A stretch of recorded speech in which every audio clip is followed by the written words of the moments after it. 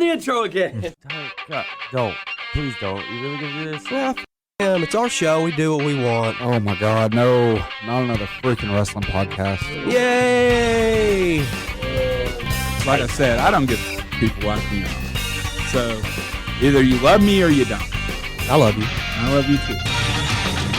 Welcome everyone back to another episode of Not Another Freaking Wrestling Podcast. And yo, the tribal chief acknowledged me. Roman Reigns followed me on Twitter. It's not really him, because he's only got like 4 followers. So, whichever one of you fuckers are ribbing me, fuck you, alright? It's not us for once. Really? Because the dude's only following me and Katie. Oh. I don't have Twitters. The guy don't have Twitters, T.Y. I've just been watching the ship sink on Twitter. I'm JD. Oh, yeah. I forgot we hadn't introduced the rest of ourselves. I'm Will. I had a long-winded intro. I'd get my heat back. Let's start off with a little bit of news this week. AEW is making us look like a bunch of dumbasses by looking like they saw at Wembley. Yeah. Shit's looking great. It's already the 3rd biggest wrestling gate in history without a single match announcement. I'm not gonna lie, I'm impressed. It would As be you more should be. impressive if it wasn't the UK, though, because they're mental for wrestling over there. Everyone that ever runs over there gets fantastic gate, no matter what. Okay, but let's be real. Didn't get that good of a gate, though. But let's be real. And WWE is about to run in London, and they're running the O2 instead of Wembley. What are they running it for? Money in the Bank. They knew they couldn't sell at Wembley. They could. They could not sell at Wembley with Money in the Bank. They could. No, they tried to sell. They tried to sell a stadium in Las Vegas last year, and had to move it to an arena with Money in the Bank. It's not a big enough pay-per-view. Well, All in a big enough show. Clash at the Castle last year didn't sell out either, and that was like True. low 60K, and they're already at 70 for Wembley. Like, Well, AEW doing. there's fuck all. Cardiff gets less good wrestling than London. That's what I'm saying. Like, there's fuck all in Cardiff. So, like, I don't know. Either way, I'm impressed. Like I said, WWE could have tried to run Money in the Bank in Wembley, and they didn't. They ran O2. AEW tried to run all in, and everybody said they weren't going to sell out shit, and it looks like they're going to legitimately sell it out. It's impressive as hell. Well, and it's still so far out that I feel like it is a guaranteed sellout because they've already gone well over 75% filled in about 72 hours. So once they actually do start announcing some matches, that's going to push it over the finish line. Because they're more than likely going to do a rematch of Kenny Omega and Will Ospreay there. I'll have them get the win then. Oh, no, Ospreay's 100% getting his win back. Oh, yeah. Yeah. So what if they announce CM Punk coming back? But that's That'll be the race in the hole. Punk's the reason they decided to run Wembley. If you ask me. Well, yeah, they got to have him wrestle Goldberg. I would love it. That's how Eric Bischoff told him that's how you sell out Wembley. Yo, He's not wrong. I would watch. I'll watch Dude, it. that match would be fucking hilariously bad. That's why I would watch. What if Goldberg kicks CM Punk in the head? He probably would. What if Punk gives Brett his receipt for him? Oh, yeah. Speaking of CM Punk, apparently, according to reports, he was backstage at Impact playing Uno. That's spicy. I know. I wonder what this means for Collision. Hey, I'd play Uno with Pepsi Phil any day.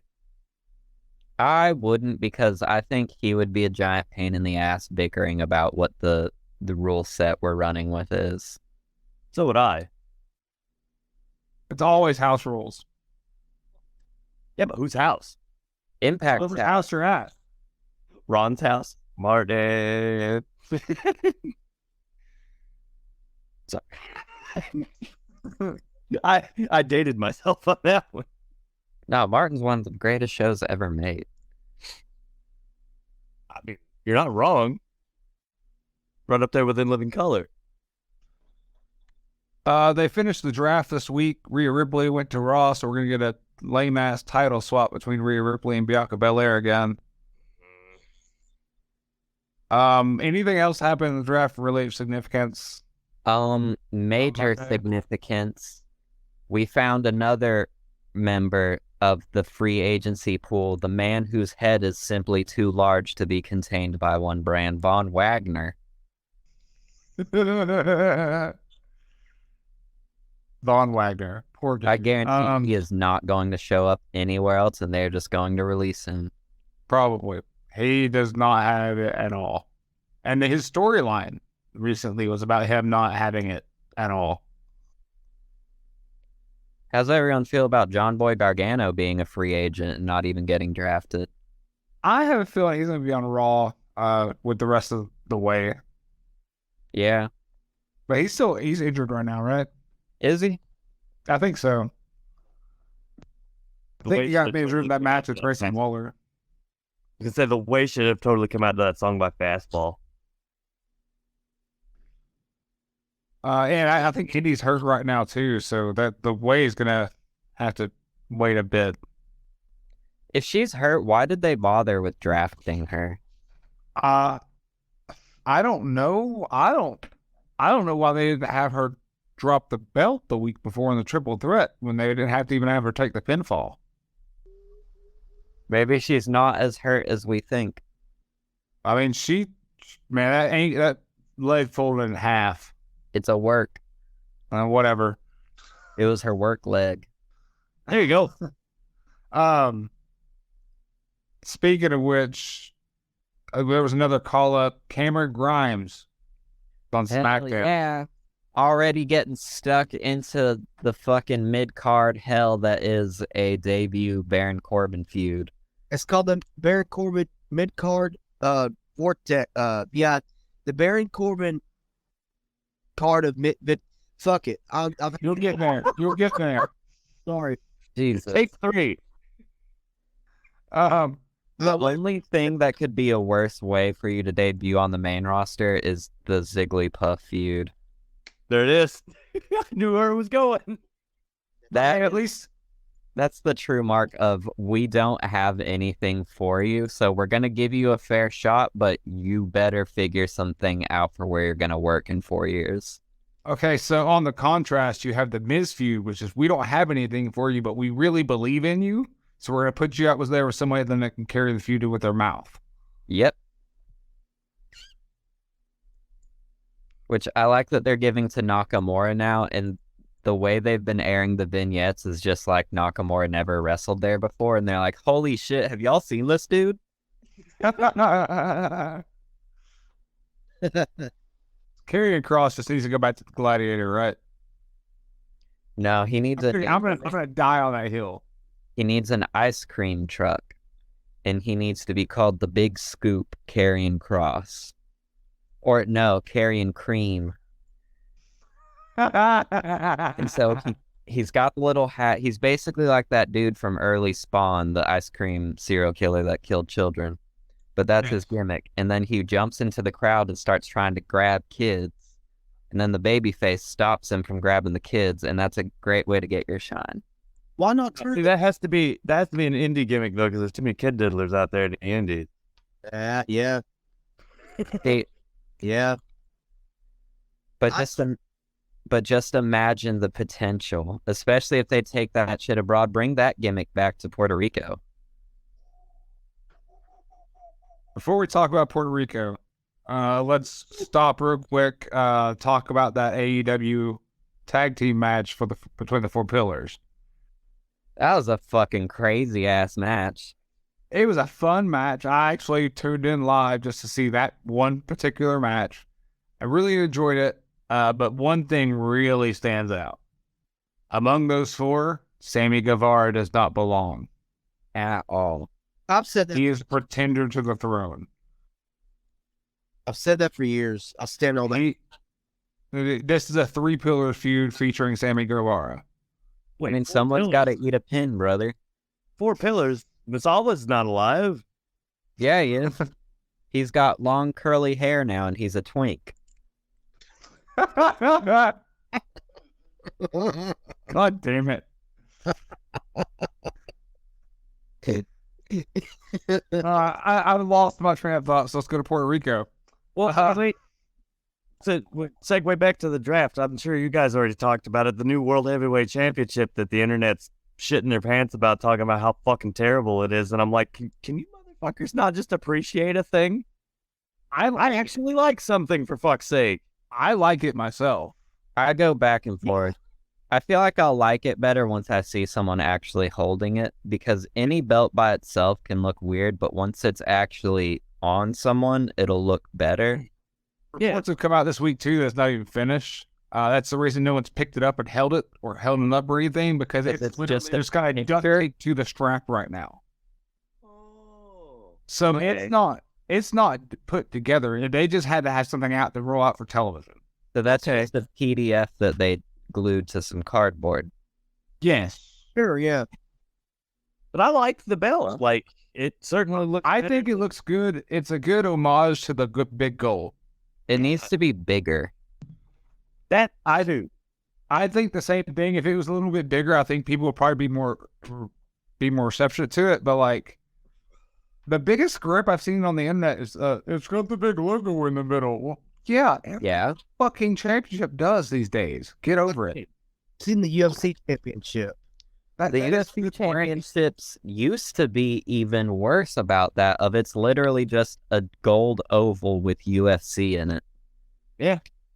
I mean, I'm going to start referring to this belt as the medium gold, because it's not quite as big as the big gold. But, like, they made you a compromise. Everyone's like, bring the World Heavyweight title back. Well, they fucking did, and you're still bitching about it. And how hard is it to get a compromise from WWE? Right? Fuck. You can't make them all happy. If I can like a fucking thing, the rest of you assholes can fucking like it. Settle down. Our very own Shane Daniels hates the fuck out of it. That's why he's not here tonight. He's still upset. He's stealing the gimmick. He shouldn't be upset. He's beating the hell out of Bill Pitts. I mean, he's not too far ahead of me now. Or me, for that matter. I just fucking blew it, guys. He's far ahead of me. You did so bad at WrestleMania, though, you're not catching up. No. Hope you enjoyed the view from the basement there, bud. So, Puerto Rico.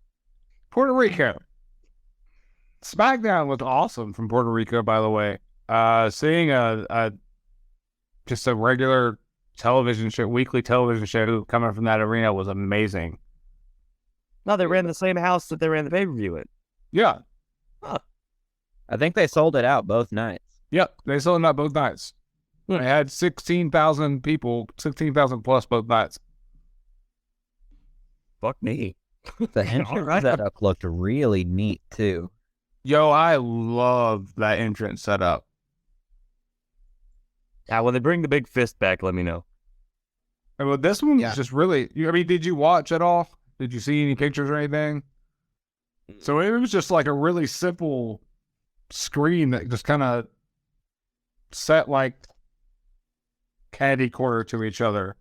Really small, but it made a really small entranceway so that like you could fit the maximum amount of people in the stadium.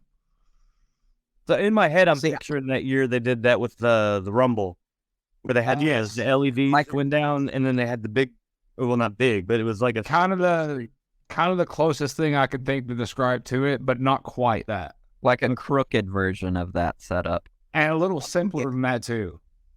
Oh, I'm down. Fuck, let's go. It looked great. Dude, I'm a big fan of like smaller stages so you can fit more people in like bigger stadiums. I've always been, especially like when WWE did it with the 90s, like with at the Madison Square Garden, like at WrestleMania 10, like something like that. That's simple. Sometimes need the big stages and stuff like that. Yeah. So something that simple, it's just enough. That crowd was incredible. The fluorescent light entrance from the 90s. Did you see that entrance? Dude, ain't fucking lying. I love that shit. Now they Yeah, should bring back the stage from, I want to say it was Armageddon with the weird swinging hook things. That's that was Backlash. Awesome. yeah, those ruled. So yeah, the crowd was incredible both nights. Incredible. You know, Bianca is truly the face of the company now. That she went into there and was getting booed hard, and everyone was like, fuck yeah, our flippy internet darling. And she took it in stride. Yo, yeah, well, let's just start off with Backlash. Io and Bianca opened the show with that match. Whew. That match was great. Io's one of the best in the world, I keep telling y'all. And Io is a babyface in Puerto Rico. I'd seen a report on Twitter that was like a live reaction of it, and somebody was like, damn, this crowd's over with EO, so they may want to call an audible on this one. Honestly, I kind of think they should have, because I think there's more story potential of having EO leave Damage Control with the belt than just getting kind of screwed over. Sure. See, I don't even think you need to make Io leave Damage Control. You could have her win the belt, have Bayley and Dakota chase the tag belts. That Flip would the dynamic a little bit. Yeah.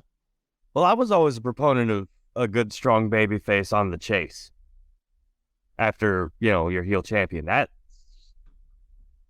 I don't know. That was always just my thing. I know they're looking for, they wanted Bianca to set the record and everything, but I just think she needs to drop it because she's just faced no adversity and she's got to have something, some kind of story to face or else she needs to turn heel. I mean, she's had some solid feuds out of it. I think it's just they desperately needed the draft because now a lot of the people on the SmackDown women's roster are people she hasn't done one-on-one with other than Asuka.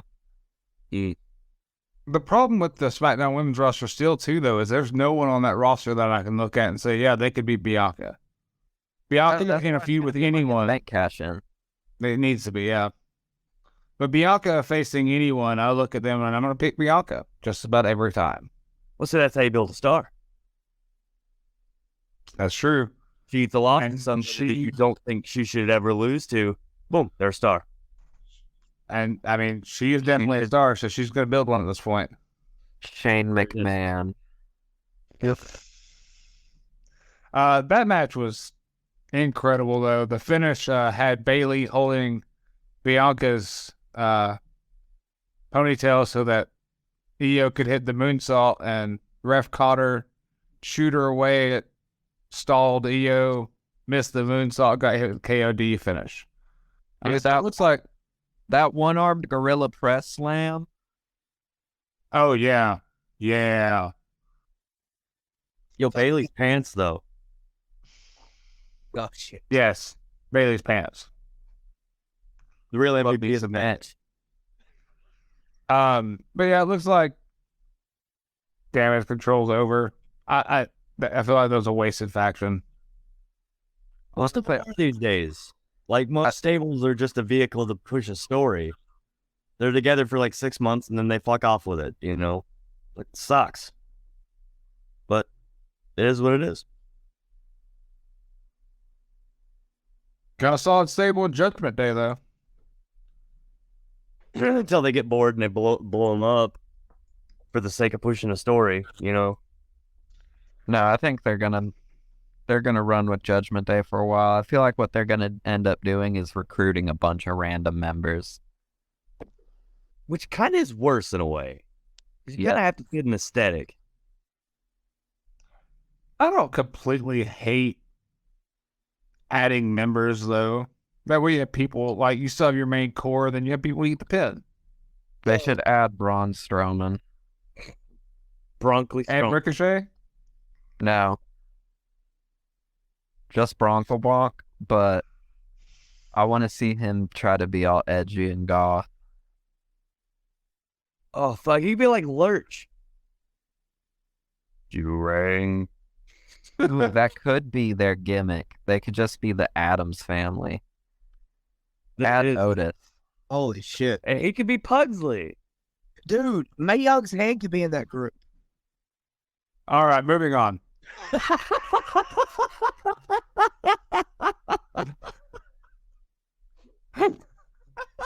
They written all over that dude.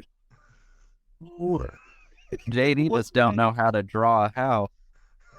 That's how you draw a house, unless you just want to book the Carpet City King, Shane Daniels. See? Omos and Seth Rollins was better than it had any business being. What do you mean? We all knew that was going to be a great match. That match was fucking great. And I picked Seth, but I still would argue Omos should have won. Yeah. Back-to-back pay-per-view robberies for Omos. You just fucked over a 26-year-old 7'4" giant. Like, why? He's not even 30. And the man has years he could be in the ring. Just wait until he gets into his spot monkey years and starts doing a lot of moonsault stomps. I mean, the dude's gotten better, too. Like, Yeah. He looked good last night wrestling Seth. Dude, every time he just fucking tosses someone like a bag of flour, I see the vision that Vince saw when he first laid eyes on him. Like if Giant Gonzalez could work. How did you feel Even about the start of the match when he did that fucking running big boot? Oh, yeah.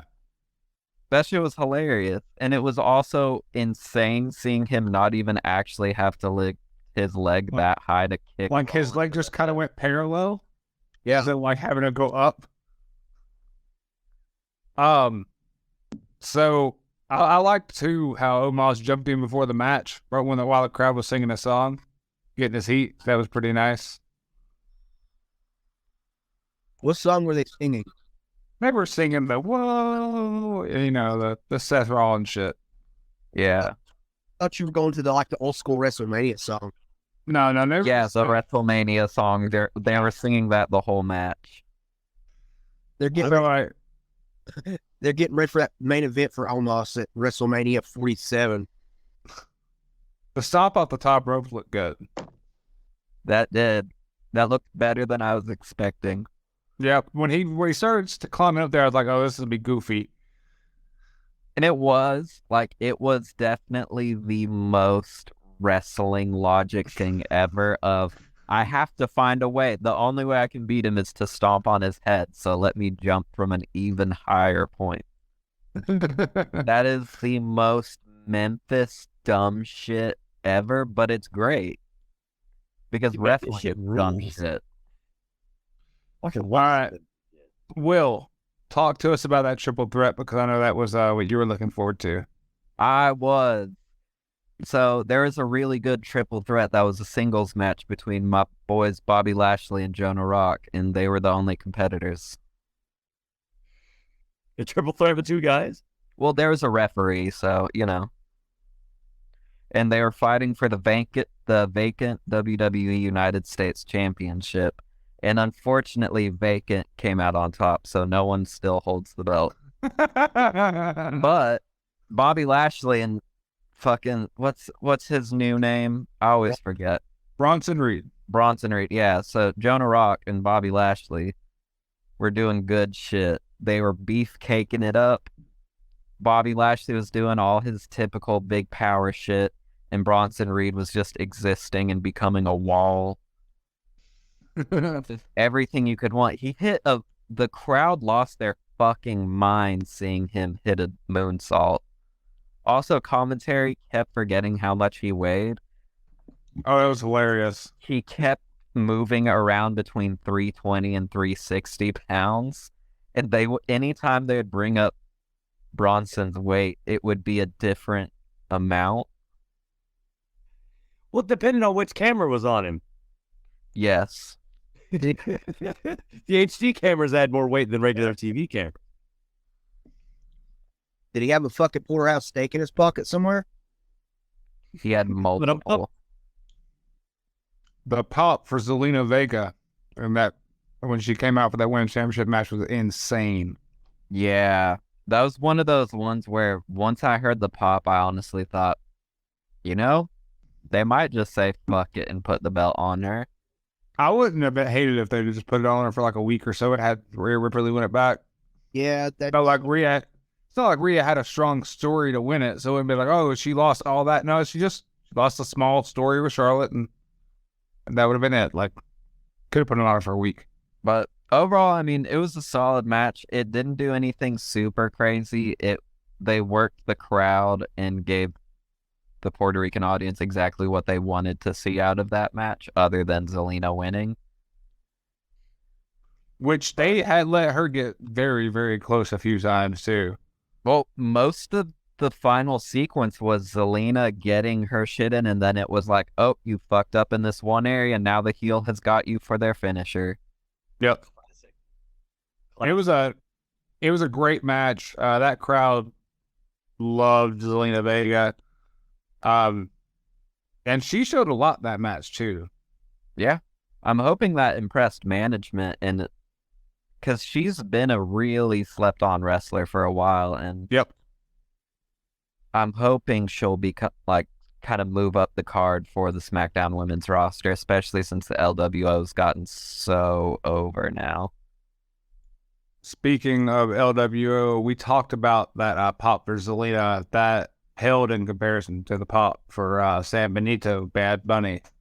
Was that the next match? Yes. That should have main evented. Yeah, it should have. It definitely should have main evented. That was one of the greatest wrestling entrances of all time. Coming out to Chambia, perfect fucking pick. One of my favorite Bad Bunny songs. Everyone in the arena screaming every fucking word. Only thing that could have been better is Bad Bunny's entrance gear looked horrible. His ring gear looked terrible, yeah. It looked like it was like Shawn Michaels' brown pants. But then he also had a brown shirt. Yeah, so he was just basically dressed like a turd. Well, but Damian Priest looked fucking dope. Well, he wore the same gear he wore for the WrestleMania tag match. Yeah, but why didn't Bad Bunny? He should have. Or wear something better. Which also, on the topic of Bad Bunny, further proof that this is the biggest star to ever walk into wrestling. Nobody backstage told him to take off that WWF racing scratch jacket. SmackDown. He threw out that jacket to the crowd. You know that's a $6,000 jacket? Damn. Wow. He threw a $6,000 jacket into the crowd. We'll see it on eBay tomorrow. I doubt it. No, I guarantee you whoever got that did that or got robbed. Fuck that. I'd sell the motherfucker. 6,000? Pretty sick jacket. I would wear that shit. He threw That is incredible. He threw it to a plant. I thought that was a person. Damn it. Yeah, that match was incredible though. Bad Bunny dude commits. I was almost sure we were gonna see him bleed, being at home and everything. I thought someone was going to, but apparently not. But I mean, at the same time, they didn't even need to go there because once it got super WCW and had a billion. I like for Carlito, and then I was out of my seat when Savio Vega came out. See, Savio, I knew was gonna come out because they already showed him and kept being like, Savio gave him these kendo sticks. Yeah. I figured he would come out at some point. Carlito, I didn't really know one way or the other, but holy shit, that was one of the biggest pops I've ever heard. If I Lawler didn't know anyone recognized Carlito's music the second it starts playing. It'd be way cooler if Lawler was on commentary when Savio came out. He'd be like, it's Chevy Vega. By I the way, don't know. I don't think any time is better when Lawler is on the mic or just involved. Just I that agree. spot. Just patch him in for that spot. Carlito looks fantastic. He looks like $1 million. Why didn't they sign him when they brought him back after WrestleMania a few years ago? Dude, That's what I was thinking. he is so fucking yoked. Mm-hmm. He looks like he could. He looks like he could reasonably be in the main event now. Yeah. Well, should have been in the main event to begin with when he was there. Yeah, he should have, but Guys need to give Carlito. They should have given the tag belts to him and that dude Jesus that stabbed John Cena in the club. Hey, this shit. Uh-oh. Then Kevin Owens and friends versus the Bloodline. Dude, so wild that we're at the point where we had a bloodline cool down match. Right. So like, this match it existed on the card. Yeah. They should It have wasn't meant with that. Like, it wasn't meant to be great in the ring. It was more about the story. I don't know if the right move is to have Solo turn on the Usos yet or not, but it looks like they're going to do it soon. I don't know. I feel like it's not the right move only because what the fuck are you gonna do with them if you kick them out of the bloodline right now? If they would have drafted them to Raw, cool, but they didn't do that. And that's why I think they should have done some weird shit where Roman big dicks them and forces them to be free agents.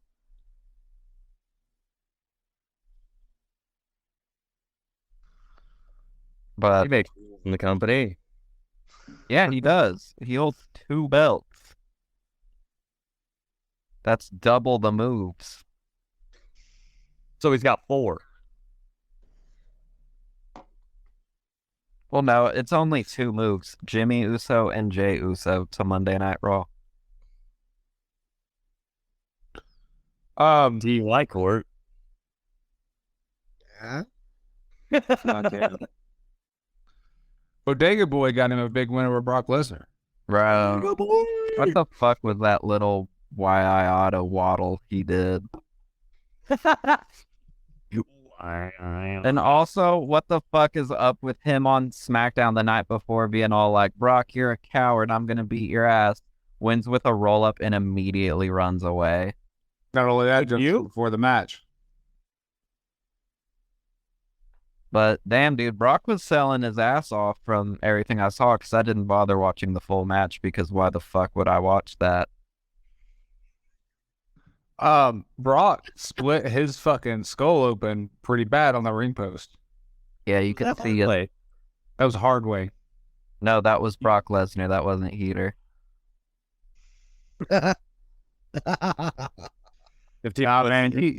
He smashed his face straight into that turnbuckle. He knew what he was doing. Wrestling. He knew what he was doing, but he bled so much. Like Cody was covered in blood, and for once it wasn't his.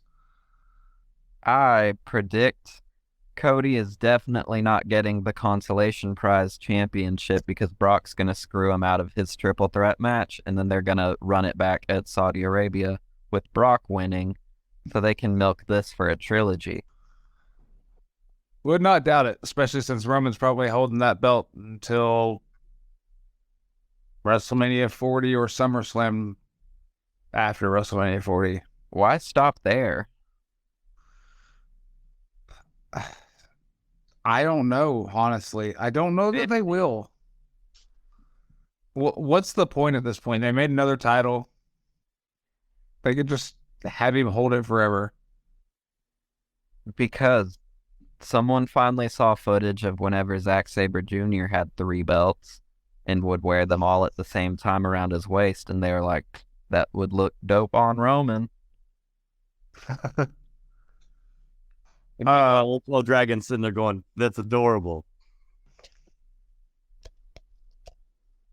Yeah, that definitely should have been the main event, though. That definitely should have been Bad Bunny and Damian Priest. I scoff at you. Damian Priest in a main event? Yeah. Maybe Priest is a made man after that match. Sure, but that And also, Bad Bunny was kind of the best worker on the card. Damn, was he ever? So He's some, bumping his ass off. I mean, so He some, may not be the best wrestler on the card because, I mean, Kevin and Sammy were there, but he definitely gave the best performance of the whole show.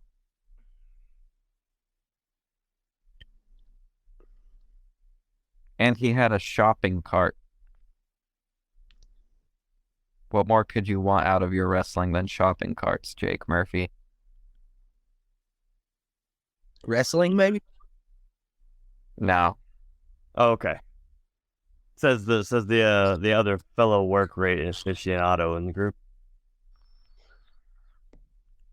All right, it's time for the best segment of the week. The whole reason anyone listens to this podcast. It's time for the MVP of the week. Week. They're echoing here. Yeah, it's called dramatic effect and good sound editing. Well, take that shit off. It's annoying. So, kicking it off, I'll give MVP of the week to Zack Sabre Jr. because goddamn, that New Japan World TV title match with Jeff Cobb was so fucking good. Get That might be the best time limit draw finish I've ever seen. Also, Bad Bunny was pretty cool too. Yake. Well, you're wrong because it's me. What did you even do? I defended my RCW championship against Kevin Sorbo. Kevin Sorbo? That's my nickname for Brett Banner. Okay. No, So you're comparing him to Nazi Hercules? JD said it. pre-Nazi Hercules. Before everybody knew he sucked. Because he still got the long hair and everything. Eric. But I don't know. We had a really good fucking match, and dude was in his own head about it the whole time. And I'm like, "You're wrestling me. What are you nervous about? Settle down. We're gonna have a night at the office." That's what we did. Easy peasy. Good times. Lots of heat. I bet you cheated. I bet you were up to a lot of tomfoolery. Tomfoolery. All the tomfoolery. Well, yeah. Have you never seen one of my matches? Cheater. You sound like my ex-wife, Pumpkin eater. and it doesn't hurt my feelings anymore when you say that when she did. Goddamn. Well, your pick is null and void, so It's always. in my So turn, give it to Katie for sliding me the fucking chain that I used to win the match with. How about Nope. that? that doesn't count. You've already done that. Have Tyler. my MVP of the week's going to be Aiden Wright going to town with Martin Stone last night at C1W. That was a hell of a match. It was so freaking good. It was two beefy men slapping and hitting the shit out of each other, and I loved it. And Aiden hung with them, and it was glorious. That shit got ugly, didn't it? Ugly as in bad, or ugly as in making my penis right? Ugly as in it was like they just beat the fuck out of each other. Yeah. It was awesome. Cool, because if it's anything like matches I've had with fucking Aiden, and yeah, it was probably ugly as shit. It was a good match. It was fantastic, and Aiden so awesome. Why doesn't the This up there, and I have All right, a well, I'm gonna put you in the hot seat then, Tyler. Which one was better, the match with Jaden and Marty, or the one with Aiden and Marty? I went with Jaden and Marty, and Aiden will agree with that too. why if this Aiden kid is so ugly, why doesn't he wrestle under a mask? He says it makes him too hot. There you go. I mean, he is wearing a mask over his back. Does he have a really ugly Dude, back? shake a mask. I was just more referring to his back hair. Yeah, I was going to say, he has more back here than Albert. Oh, Well, man, out there looking like George Steele. He never takes his shirt off in the ring because he's still wearing Nuts. underneath. It's like Dirty Dutchman tail out there wearing a fur coat in the ring. So my MVP this week is it's gonna have to be that boy Joey Idol with his new werewolf gimmick. I'm excited to see what he does with this. I feel like I've seen it somewhere before, but I don't know. yeah. Yeah, It was on that one episode of Love, Sex, and Robots with the werewolf soldiers in Afghanistan fighting terrorist werewolf soldiers. Ted Monk says that's where he got the idea. Yeah, that's where he got the idea. Okay. Damn. I'm sure that's exactly where he got the idea. I mean, I love the dude to death and all, but like, I give him a month tops before he gets bored and changes it. I've got a really great gimmick that I think would work great for him. Let's go. So he's an evil ice cream man.